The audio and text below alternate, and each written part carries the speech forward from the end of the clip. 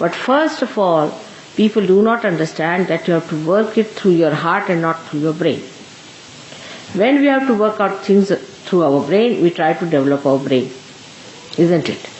By memorizing, by practicing something, teaching our brain how to think, how to go this way, that way. We try to train our brain. Now we have to train our heart in Sahaja. And to train our heart in Sahaja Yoga, one has to know first of all that it is enveloped either by ego or by superego. The limbic area actually represents the heart.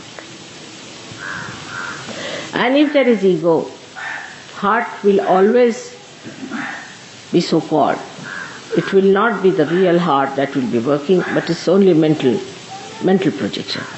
And you will feel that I'm doing it from my heart. That's not. Now then, supposing what should we do if we have ego? You might say you should try to sort of tell yourself that that's not good and this and that and all kinds of mental suggestions or auto-suggestions or the way psychiatrists and all that give you suggestions. That's again mental. So that's not the way it is going to work out. We must understand that for that what we have to do is to raise the left side and put it to the right side. There's no other way out. You have to just work it out with your hands. Your hands are working it out and not your brain. So use your hands and the methods of Sahaja Yoga. Now, everyone must have a regular sitting in the water every day. That's important.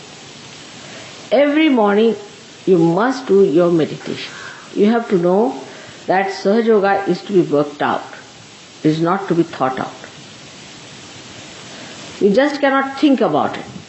Whatever you may try to do through your thought, you cannot achieve any results in Sahaja Yoga. You have to use your hands, you have to use your feet, you have to soak your feet in the water because water is the ocean.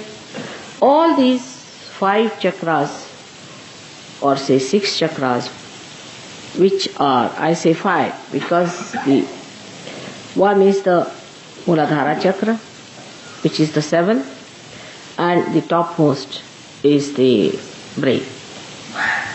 So in between 5 chakras which are there are to be handled fully with the idea that they are basically made of matter.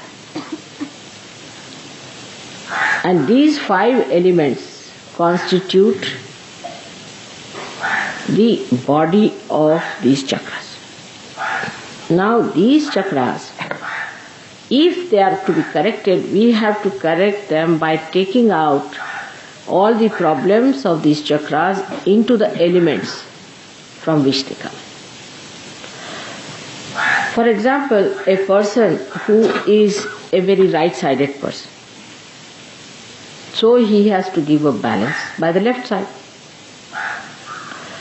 Of course, raising with the hand is alright, but what about the element?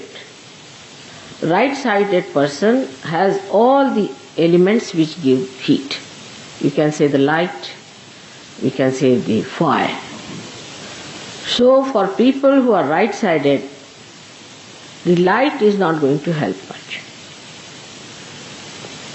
Like if you put the light before the photograph, and those who are ego-oriented people, if you just use the light, it's not going to work out.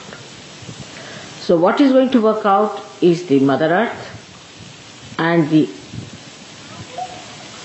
water element, which is cooling.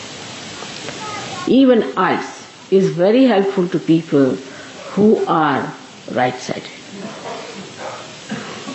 So all cooling effects should be used for correcting your right-sidedness so that you cool it down. Same about food. In food, those who are right-sided people should take to foods which are left-sided, that is carbohydrates. Means they should become partly vegetarians or quite a lot of vegetarians. And should eat things at the most like chicken, but not fishes. not seafoods, because they are all hot. That's how you treat your material side of your chakras. Now the left-sided people should use again the deepa, means the light or the fire, to correct their left side. Also in food, such people should take more nitrogenous, means protein, and foods like that. They should take more proteins. Now, as far as Sahaja Yoga is concerned, the basic thing is Kundalini. And the Kundalini, as I have told you, is the pure desire. Again, listen to it carefully, pure desire. That means all other desires are impure. There's only one pure desire, and that is to be one with the Divine, one with the Brahma, one with God. That's the only pure desire. All other desires are impure.